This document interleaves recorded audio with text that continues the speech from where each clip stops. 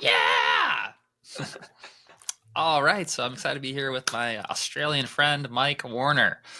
So Mike is a DJ slash producer slash music executive with over 20 years of experience in the music industry across different roles.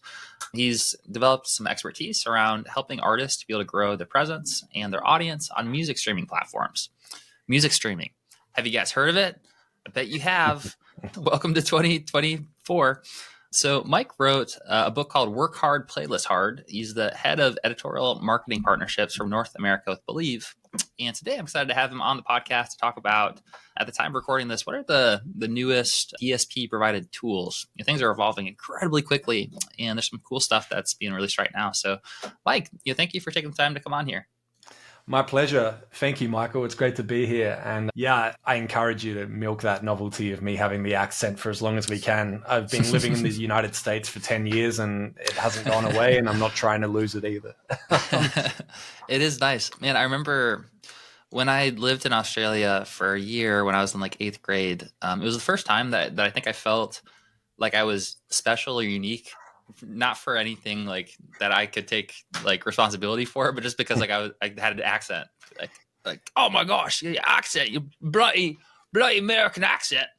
Clearly, Wow. My Australian accent is that sounded like an angry British pirate or something. But would you like some tea and crumpets? That's my British accent.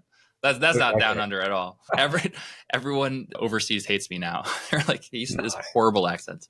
But Mike, maybe we could kick things off. Maybe you could just introduce yourself briefly and share a little bit about your background and kind of how you went from DJ producer to music executive, and develop the expertise that you teach now related to DSP tools and streaming. Yeah, I'm going to try and give the shortest version possible because I know we want to geek out and talk about all the tools today. So I'm going to do like a very quick timeline overview. First things first, in high school, burned mixed CDs, shared them with friends, really enjoyed doing that. I definitely wasn't mixing or anything special. It was just burning, but that was new at the time. Outside of high school, got into promoting at various nightclubs, handing out drink cards to school friends, which was really easy to do when you're 18 and your friends are just going out in Australia and wanting to have a drink and party and listen to music. That led to meeting the DJs and MCs, and then I did a course, and then I spent a few years following DJs around, driving them, setting up their equipment, learning the ropes, and then started DJing myself. And then a few years after DJing and performing, I wanted to do more. I wanted to travel. So I learned music production. For anyone that's familiar with SAE, the School of Audio Engineering. And then fast forward to years of releasing music with various projects. I moved to the United States. And at the time, and still the current project, or I shouldn't say project, the current group that I'm a part of is called Dates Night, which is two friends that live back in Australia. We still put out music now, but we were in the process of releasing our first album. Record labels weren't interested because of the name, because of the fact that we were releasing each song almost fell within a different genre, despite the fact we had our own sound. So we decided to just go independent. At the same time, I was, of course, moving to the US. And when I got here, while I was waiting for my right to work and green card and all of that fun stuff, I was spending my time at the computer learning more about what we could do to push our music, especially on streaming platforms. And so we had some wins. There were a lot of things that, there were a lot of mistakes, but there were some wins. And from there, just completely went down the path of being independent, but actually had a lot of people that started to approach me as they saw these successes coming through and saying, how did you do that? And that led me on the path towards where we are today, where I started writing books. I started doing workshops. I started speaking at various events.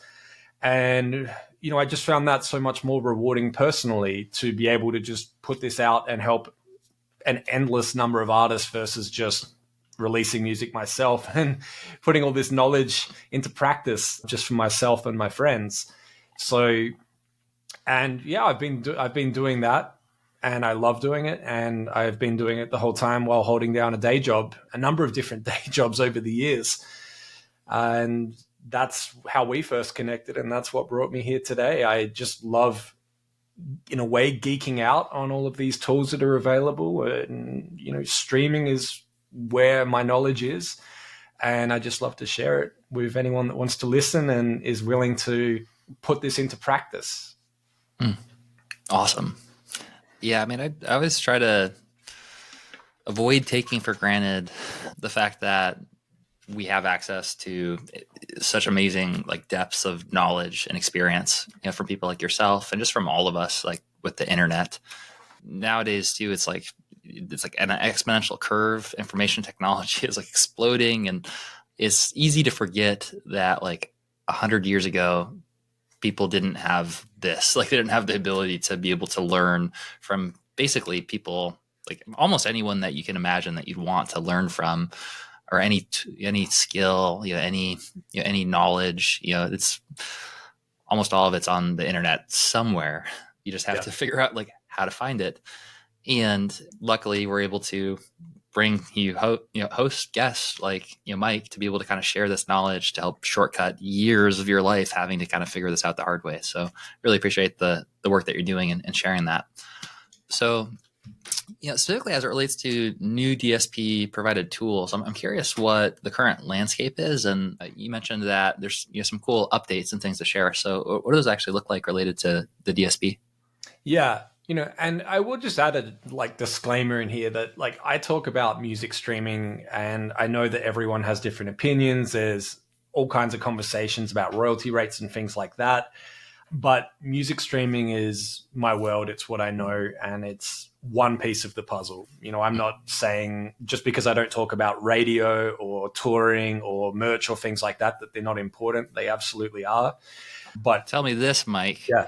If I implement what we're about to talk about, will I make $1 million in my first month with streaming? If you could do that, I would love to know how you did it. But also, that's it. I'm turning this off now. I can't get rich quick in 1 month with streaming. Yeah. No, it's funny. I look back on conversations I had 20 years ago before streaming was even a thing. And, multiple friends, we would all say if we got into music because we wanted to make money, we never would have stuck around long enough to actually see that money. And, it's true. When I first was DJing, I was getting less than I was getting in my day job per hour. And I was performing at 10 p.m. at night. I'd be starting gigs. Obviously, that changed over time. But if I wasn't doing it because I loved it, I wouldn't have stuck around long enough to see that DJ fee go up. And, it's the same with my career in music. When I first started working in my day job, I took a pay cut. And, it took a very long time to build that up. So if you're in this long term, yes, I really hope that you get to see that. But yeah, overnight, you're gonna try something else. You're not gonna stick around long enough if you're thinking that way. 100%.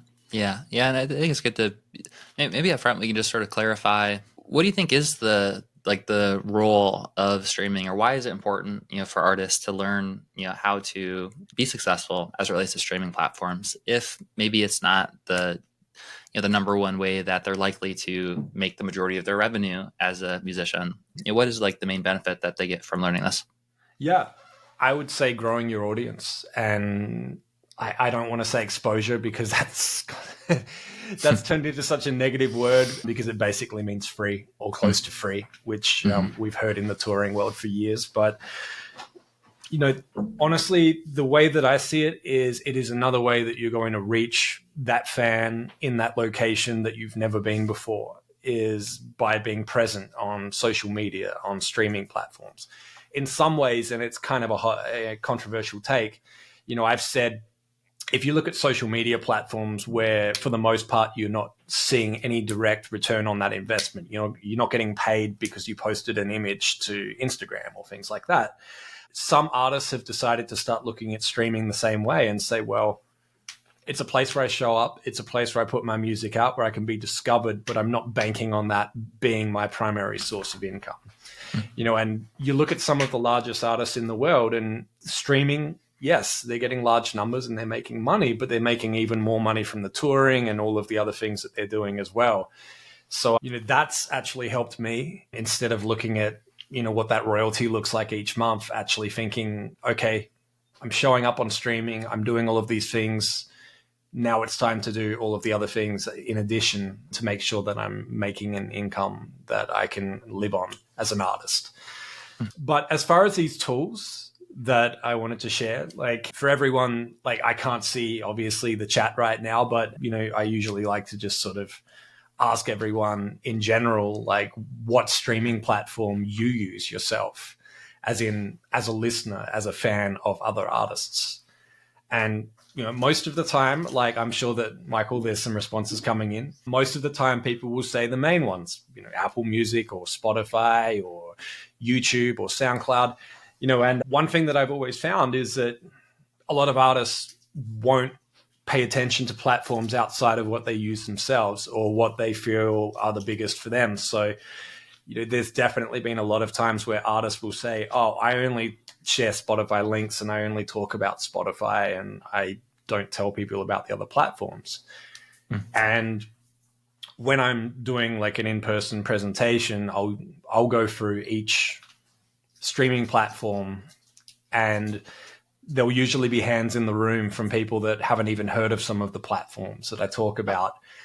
And the reason why that's important is people will listen on the app that they choose. It's very unrealistic that a fan is going to go and subscribe to a different app just because you're telling them to go there. If we want an example, let's look at Tidal.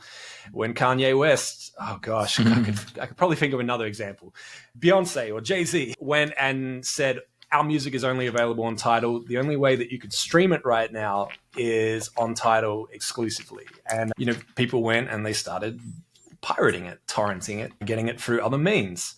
And then eventually it became available on all other platforms anyway. So I guess what I'm getting at with this is your fans are going to listen where they listen, so reach them on those platforms.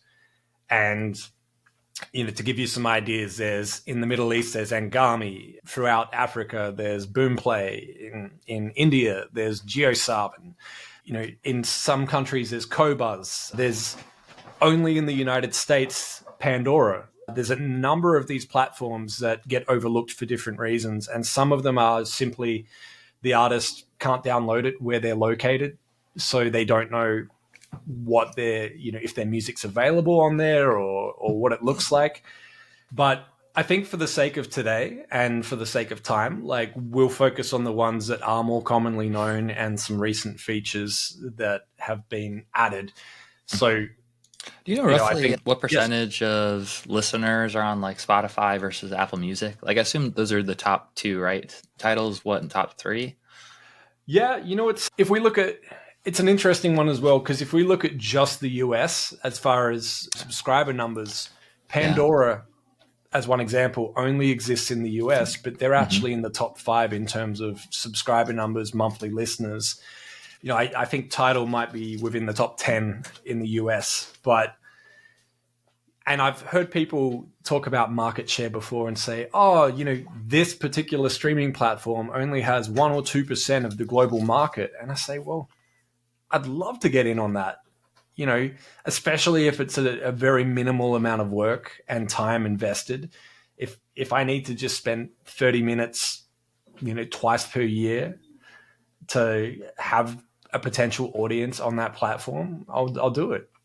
And the other thing as well is I find that platforms that are smaller are working harder to get artists excited and to get them involved and to provide opportunities for those artists. When you get to a Spotify level, it becomes a little tougher to get noticed. But when you've got the smaller platforms, once again, throwing it back to Pandora, they're more hands-on. They have calls twice per month where editors actually jump on the call and people can talk directly to them and ask questions, and they give out their email addresses in the call. And, to give you an idea, Pandora, last time I checked, they have about 60 million monthly listeners. And they're only available in the US. So if you're trying to reach people, there's all of these other platforms and these numbers add up. and there's people that are only listening on them. So it's a great way to reach them. Interesting. Yeah, it kind of reminds me of that concept of like being a big fish in a small pond or a small fish in a big pond, where the big pond in this case might be Spotify, but it's pretty saturated because there's a lot of music there. Where some of these smaller platforms, you could actually be a bigger fish in a smaller pond. Yeah, I was just looking at some of the stats at the time of recording this. It looks like Spotify has about 30% of the music streaming market share, followed by Apple Music has like 13.7, Tencent Music has 13.4, Amazon has 13.3. So it looks like Spotify has less than I would have expected of a lead, and also just like less than I would have expected of in general. Like 30% of streaming happens on Spotify. I mean, 70% of streaming is happening on other platforms aside from Spotify. That's much bigger than I would have realized. Yeah, definitely. And the thing is, like, if you're only focused on Spotify, then you're really only focusing on that percent of the market. Yeah. And this isn't to say that Spotify shouldn't have your attention. They absolutely should, but there's nothing wrong with also giving some attention to the others as well. Awesome. So when we were talking about the DSP and like new tools and kind of the current landscape, I'm curious what's happening right now in terms of the world of distribution. Yeah, definitely. So some recent tools, I'm going to share these links with you directly if you want to share them with everyone else as well. But the one from Amazon Music that they launched recently is called Hype Deck. Now, what this does is it allows you to create what they refer to as hype cards, where you can share milestones, you can share new releases, you can share pieces of content within Amazon Music. And I don't like referring to music as content, but this also includes podcast episodes, artist profiles, and things like that. So it's not just music within Amazon Music that you can share. And these cards, they're basically created for you. You can customize the color and the size and things like that, and they're ready for you to share on social media. One thing, people might say, what's the real benefit in this? I'm just sharing a card and a link to myself or my music or a podcast episode on Amazon Music. One thing that I've noticed they've started doing is these links are clearly trackable, so they can see how many people are following that link, which means how many people are you sending from social media to an artist in Amazon Music. Also, I've noticed that when people have been sharing them and tagging the Amazon Music for Artists account on socials, such as Instagram, sometimes they've actually been going in and sharing them, which means that you're getting eyes from the social media team and potentially getting noticed across Amazon Music's accounts as well. And it's one of those things where the artwork is created for you, the link is generated, you just go in there, a few clicks, you've got something to post. And for a lot of artists, they find it challenging to do a different post for each streaming platform on social media. But, this is one example of why that is so important, because you're bringing awareness and the platform is taking notice as well. And I should mention, with that example with Amazon Music, Apple Music have something similar as well. So they have a feature called Promote within Apple Music for Artists. And this will also create custom assets for social media, images, give you a link. Now, one thing that's really big, and the reason I've kind of grouped these two together, is that I want to talk about the importance of encouraging people to follow you on these two platforms in particular. So with Amazon Music, if people follow you, the artist, on Amazon Music, they will get notifications on their Alexa device in their lounge room, on their Amazon Music app, on their computer or phone, every time you get a release in the future. As long as you're submitting those forms with your music in Amazon Music for Artists and saying, I have an upcoming release, here's the mood, here's the genre, here's where I'd like it to be considered. By submitting that form, anyone that follows you will get a notification for that release to their device. So that's a big one. Apple Music for Artists, There's actually less steps involved. If someone goes and favorites you on Apple Music, which is like a little star now, every time they open the Apple Music app on their home screen and they scroll down, there's a section that says favorite artists, and you'll be right there on their homepage. Additionally, new releases, every new release moving forward from that point, as long as they have notifications turned on, they will get a notification that you have a new release available. Also, that new release will potentially be highlighted on their homepage because they favorite you as well. So, I've found a lot of artists, because Apple Music don't show stream counts, they don't show favorite counts, follower counts. I've seen artists maybe overlook that part, but I think that it's incredibly important. If we want to talk, we were talking about market share before, think about how many people have an Apple device that have at least had an Apple Music subscription at some point as a result and still do. By encouraging them to just go ahead and favorite you means that you are now on their homepage every time they open the app, and they can tap straight through to your profile.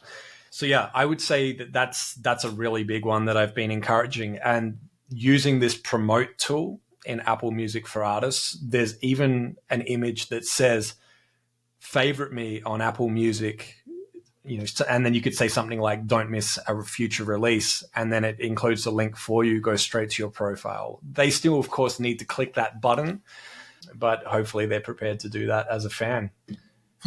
So yeah, those two are ones I wanted to share. And then if it's cool, I'll jump into Tidal as well. Yeah, let's do it. So a few things with Tidal. Tidal have been rolling out Tidal Artist Home, which is also known as Tidal for Artists. One feature in there that's in beta right now that they've just started really pushing is called collabs, or collabs, depending on your accent. But what that does is they try and play matchmaker. So any artist that signs up within Tidal Artist Home and says that they're looking for people to collaborate with, they can create a profile. It's private within the back end at this time. You can choose songs that you want to highlight. You can talk about who you would potentially like to collaborate with, and then they play matchmaker. They don't take anything from it other than helping to match you and, feeling good that they matched two artists together and they worked on a track. Then Tidal also have other features. There was one, I just want to be clear, this was a test that they did in December 2023, where for 2 weeks they opened up the opportunity to pitch for editorial consideration, specifically playlists on Tidal. And the way that artists could find this was in Tidal Artist Home. For that 2-week period, there was a button that showed up and artists were able to submit directly. The reason I mention this now is that it's likely that things like that are going to start happening more and more in Tidal Artist Home. So if you haven't signed up yet, it's artists.tidal.com, and you're going to see those things in that dashboard before you see them anywhere else. Like the option to collaborate, I saw that just by checking. I check once a week. I don't check daily. And that's where I saw the editorial playlist pitching option, and I just told everyone. I said, let's break this thing so that they know how much demand there is for this from artists to be able to actually get in front of the editorial team for consideration. One more thing with Tidal, and I will just say that currently to do this next feature, you need to have a paid subscription, but you can go live in Tidal in the app. And what that means as of today is that you can start playing music, and then on the app, on your phone only at this time, in the top right corner, there's a button that says live. By doing that, everything that you're playing, anyone that listens in is hearing it at the same time. There's no talk breaks. There's no ads being served or anything like that. There's a 2-hour limit. But what I found really cool about this for a use case for an artist is you could broadcast this on social media and say, hey, this Friday at 2 p.m., I'm going live playing my new album from start to finish, and then playing a few selections of songs from other artists that inspired the album and continue to inspire me. And it's a interruption-free listening experience for the fans and the artists. Of course, they can be chatting on Discord or another platform while they're listening, and it will show you how many people are listening in real time. So if you go live and you have, let's say you have 10 people or 100 people listening, you'll see that in the top right corner. If that's 100 people, that's 100 individual listeners listening to that song. That's 100 streams for that song in that exact moment. So for an artist, if you're playing 10 or 20 songs, that can add up very quickly. And when looking at royalty rates, I won't quote them because, it's changing constantly, but Tidal is definitely towards the higher paying out of other streaming platforms as well. So I've seen really good use cases for this for artists, and there's really no preparation involved other than choosing what you're going to play. You don't have to worry about being camera ready. You don't have to worry about what you're going to say. And yeah, for a lot of artists, it's been really fun to tune in and hear what they play on there. And of course, if you have a playlist on Tidal that you've created that you're playing through in that live session, people can tap through and follow that playlist as well, as long as it's public. So yeah, Super that's a feature I've been using a lot, and I found it really fun. It's always interesting to see and also I should mention Tidal, when you go live, they highlight live sessions on the homepage as well. So there's a lot of opportunities to be discovered by listeners that may not even know you, the artist, yet. So it's a great way to be putting your music out to an audience and to people that don't necessarily know you yet as well. So just to make sure I'm understanding the tool correctly. So when you go live, it's sort of like creating your own like radio station that people can tune into live in real time, listen to the same thing. And you'd handle like the chat within like a different platform like Discord or something. But this basically lets you create your own playlist or like a radio station, kind of like a broadcasting platform where people can like tune into the same thing.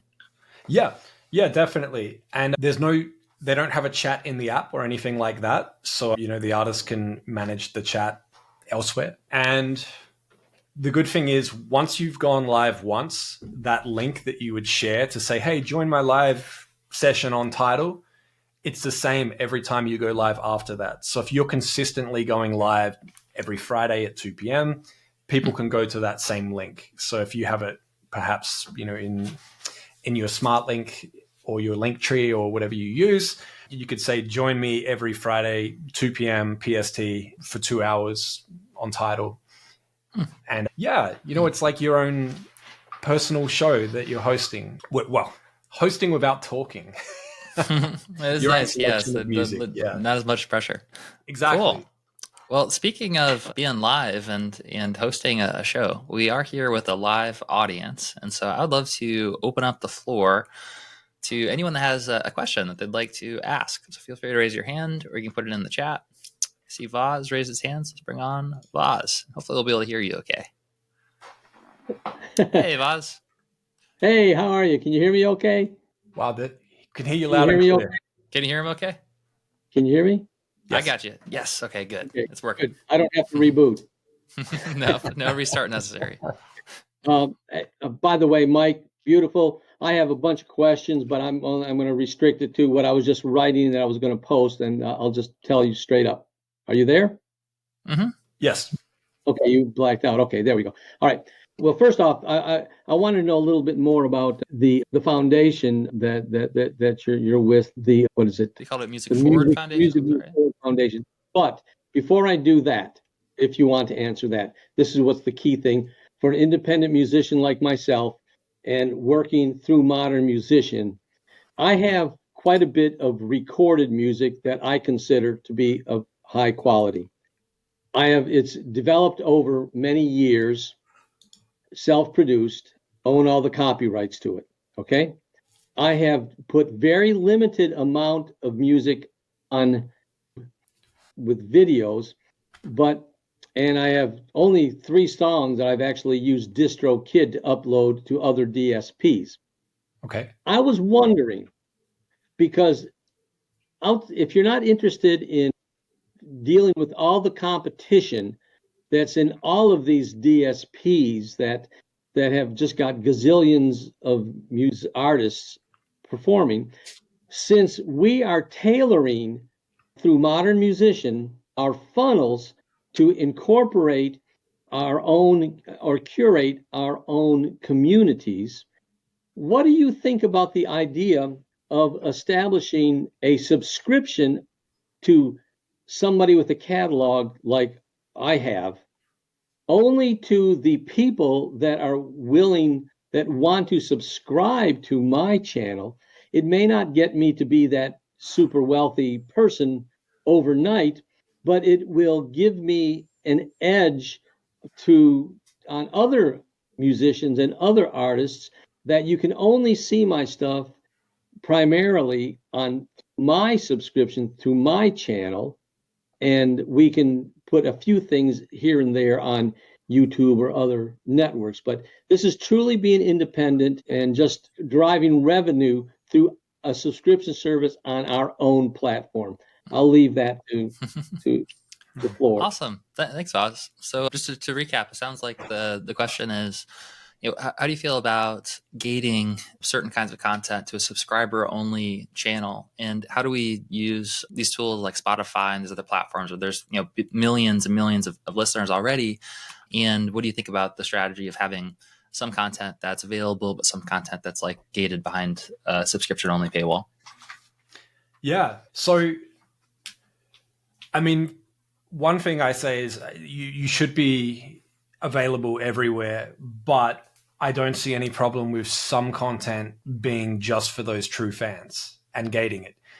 There has been rumors about some DSPs moving in this direction where, fans that follow an artist or maybe pay a few dollars extra per month that is meant to be direct to that artist will get early access to music and things like that. I'm curious to see what that would look like, but I like that idea because it means people are already using that app. So to get additional content from that artist, if they're making a direct payment to that artist, that sounds good to me. Creating a separate streaming platform for one artist might be a reach, but I also think it's worth trying. I think if enough artists start doing it, as long as there's experiences within your separate offering for your fans. So maybe it's, hey, we're going to have conversations. You're going to get access to my new music videos. You're going to have a continuous stream of my music that you can listen to your heart's content, and music that I haven't released elsewhere. I think it's definitely worth trying. But yeah, I guess I would just say still put out of your music on other platforms so people can discover you. And then ideally someone hears one of your songs that you put out, as you said, through DistroKid, and they hear it on Spotify, and then they come and find you and they subscribe to your own platform directly as well, and they get access to more content. I think that would be the play that I would see there. Yeah, 100%. Yeah, you want to meet people where they're at, and people, like, our habits are things that are generally like pretty hard to change. If we are doing the same thing every single day, then to start doing something new, like it requires a lot of extra gravity or extra force to change. But for sure, like having like a Patreon style subscription, or having like an inner circle, like what you're building for your community now, is extremely valuable as it relates to things that they can't get on those other platforms.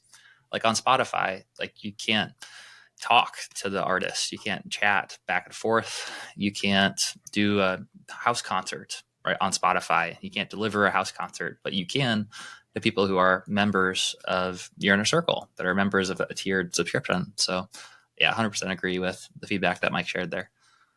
Cool. Well, Michael, just to add, yeah. I did hear mention there was something about Music Forward Foundation. I just want to be clear, it's not my foundation. I have spoken at their events, a number of their events over the years. I will share the link for anyone that's interested, but it's through Live Nation, House of Blues, Music Forward Foundation. They put on events multiple times throughout the year. Most of them are in person in LA, but they do virtual events as well. There's one coming up soon, which is called All Access Fest. That's more so geared towards ages 16 to 24 who are looking to get a start in the music industry. And as the name suggests, it's all about access to music executives, established artists, people that have been working in music for a long time, to provide advice and hopefully give them a head start in the music industry. But they do have other events where they'll focus on personal branding and things like that, which are open to all age ranges as well. But they do incredible things, and I'm a really big fan of what they're doing. So for anyone that wants to check them out, musicforwardfoundation.org. Awesome. Yeah, thanks for sharing that. I just put that in the chat as well. Cool. All right. Well, Mike, man, thank you for coming back on the podcast and sharing some of the latest updates that are happening right now in music DSPs. It's a good reminder of the concept we talked about with the big fish in a small pond. And I personally was really surprised just to see like the breakdown of 30% of listeners are on Spotify. In my own mind, for some reason, I thought it would be like 70% or 75%. So a great reminder of different ways that people can connect with their fans. So thanks for being on the podcast. And for anyone that's listening to us right now who is interested in learning more or connecting with you deeper, where do you recommend that they go to dive deeper? Yeah, definitely. I mean, for me, you can go to askmikewarner.com. That's also my handle on all social media as well. And I will say that as far as platforms I'm most active on, some people are surprised by this, but I'm most active on LinkedIn. And the reason for that is that that's where I've really started to build a strong network. And what I like is that we have artists, we have music executives, we have supervisors for film and television, we have people at the DSPs, and everyone is open to talking on there. If you're on LinkedIn and you have an open profile, people are going to message you. And I've made some great connections on there. I've made some great friendships on there as well. So that's where I spend most of my time. And then when I want to share something really quick, I do a short form video, and you can find me on TikTok and Instagram and YouTube Shorts and all of those as well. Right on. Well, like always, we'll put all the links, easy access in the show notes. And let's give a virtual applause to Mike Warner. Yeah! Love it.